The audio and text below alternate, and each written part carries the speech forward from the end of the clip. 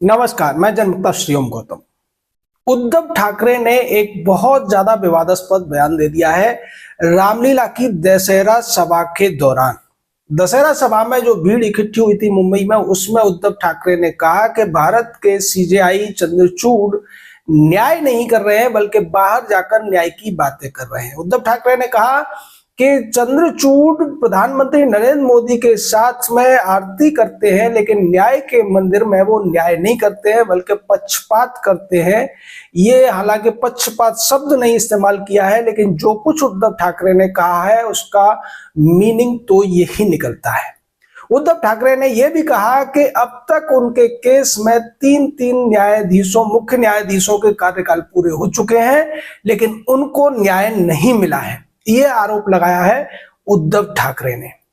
दरअसल उद्धव ठाकरे इस बात से खफा है कि शिवसेना के अंदर जो 2022 में बगावत हुई थी और उसके बाद में एकनाथ शिंदे ने भारतीय जनता पार्टी के साथ मिलकर महाराष्ट्र में सरकार बना ली थी, जिसको महायुति कहा गया था। उद्धव ठाकरे कांग्रेस और एनसीपी के साथ मिलकर सरकार चला रहे थे, लेकिन उस सरकार को एकनाथ शिंदे गुट ने झटका दे दिया था।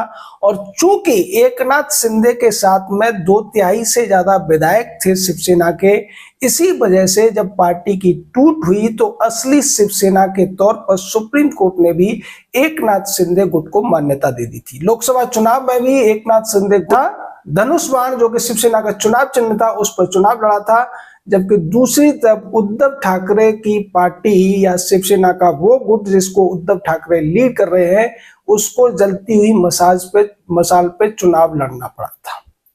तो यही दर्द है उद्धव ठाकरे का, जो उन्होंने अब खुले मैदान में आकर बयान कर दिया है। और ये बयान सीधे तौर पर कंटेम्प्ट ऑफ सुप्रीम कोर्ट में आता है या नहीं आता, ये तो सुप्रीम कोर्ट जानेगा। लेकिन उन्होंने जो आरोप लगाया है वो केवल वर्तमान के सीजेआई पर ही नहीं लगाया, बल्कि उनके दो पूर्ववर्तियों यानी कि जस्टिस यूयू ललित और जस्टिस एन वेंकट रमना पर भी लगा दिया है। जब ये मामला खुला था तब भारत के सीजेआई थे जस्टिस एन वेंकट रमना। उनके रिटायर होने के बाद यूयू ललित भारत के चीफ जस्टिस बने और उनके रिटायर होने के बाद में चीफ जस्टिस का पद मिला डीवाई चंद्रचूड़ को।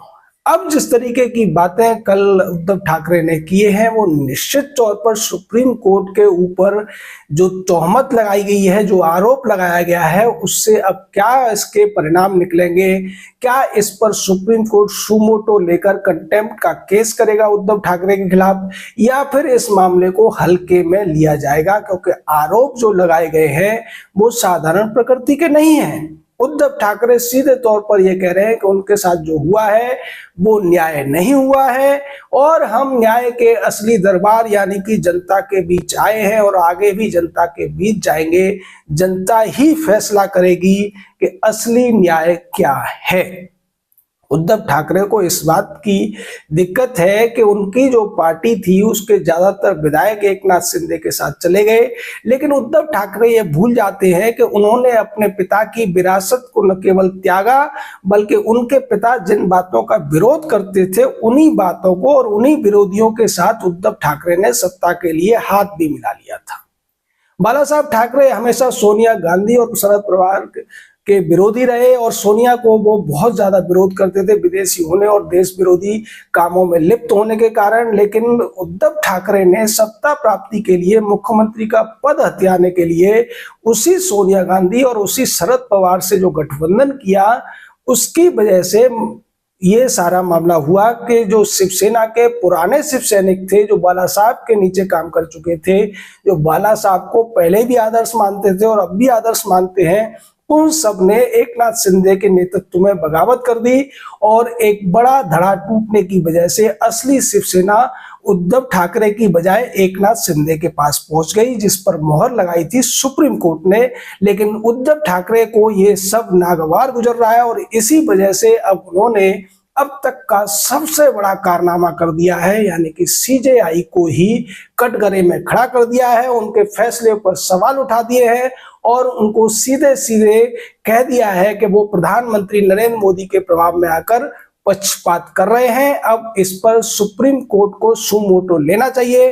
कंटेम्प्ट ऑफ कोर्ट का केस बनता है, जो कब होगा, कब फाइल होगा, कब यह मामला खुलेगा, कब उद्धव ठाकरे को इस बयान के लिए इस कोर्ट में बुलाया जाएगा, ये आने वाला समय बताएगा। लेकिन उद्धव ठाकरे ने जो कुछ कह दिया है वो अब वापस नहीं आ सकता और उसके परिणाम भी उन्हें भुगतने पड़ सकते हैं। जय हिंद, जय भारत।